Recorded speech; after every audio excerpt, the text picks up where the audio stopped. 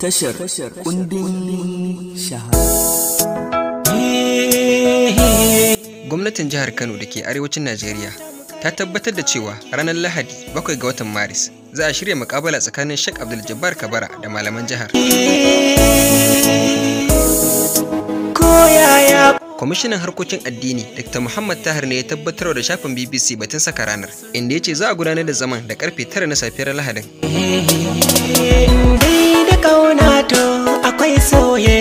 Ni a matsayina na kwamishina, ni aka umarta da na kaiwa Abdul Jabbar takarda, kuma na kai masa ita har gida hannu da hannu, har ma ya saka hannu na shaidar karɓa. A cewar Muhammad Tahir,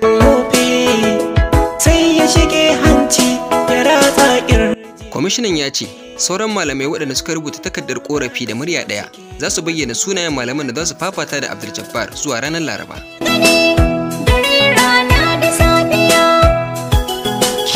Ya ƙara da cewa Farfesa Sani Zaharuddin babban limamin Kano da Farfesa Shehu Ahmad Galadanci babban limamin Abuja su ne za su jagoranci muƙabalar, wato alƙalai, kuma za a gudanar da muƙabalar ne a fadar sarkin Kano Aminu Ado Bayero.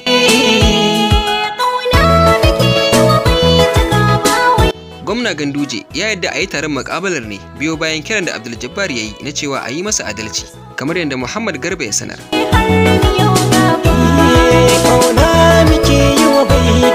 Tun a ranar 7 ga Fabrairu ne, Gwamna Abdullahi Umar Ganduje ya amince a yi taron, kuma aka faɗa wa ɓangarorin biyu su shirya fuskantar juna a tattaunawar ilimi. Gwamnatin Kano ta zargi malamin ne da yin kalaman tayar da fitina game da addinin Musulunci, bayan wasu malamai a jihar sun zarge shi da saɓawa abin da Musulunci ya zo da shi.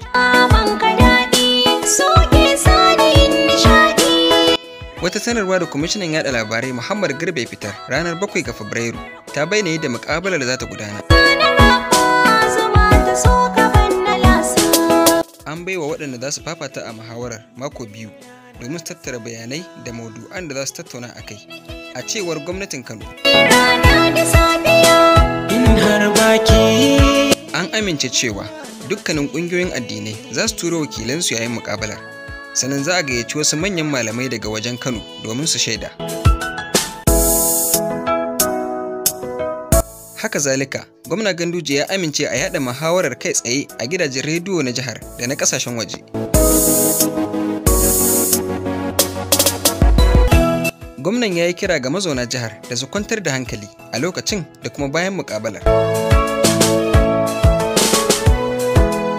Ku ci gaba da kasancewa da tashar kundin shahara domin ganin yadda wannan muƙabala za ta kasance idan Allah ya kai mu lokacin lafiya.